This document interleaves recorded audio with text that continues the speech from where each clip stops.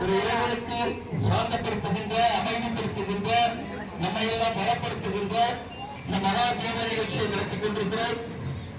இந்த திருவிழாக்கு தொகுதியில் கலந்து கொண்ட அத்தனை குடும்பங்களும், அவருடைய வாரிசுகளும், அவருடைய குழந்தைகளும் மிகப்பெரிய வளர்ச்சியையும், மிகப்பெரிய சந்தோஷத்தையும், மிகப்பெரிய அமைதியும் பெறுவார்கள் என்பது நிச்சயம்.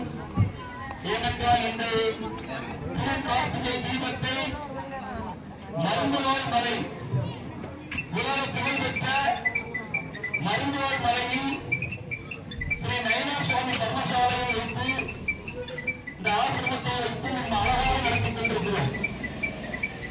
இந்த அமைதியான, அழகான, சுகந்தமான மூலிகை காற்று எந்த அனைவரும் வீட்டில் முடங்கி கிடந்தது போதும் நாம் மழை காற்றை வாங்க வேண்டும், மூலிகை காற்றை சுவாசிக்க வேண்டும் என்ற எண்ணத்தில் அந்த சிவபெருமானே அந்த அண்ணாமலையிலே நடக்கப்பட்ட இந்த தீபாவளி வாய்ப்பு எங்களை பயன்படுத்திக் கொள்ளுங்கள்.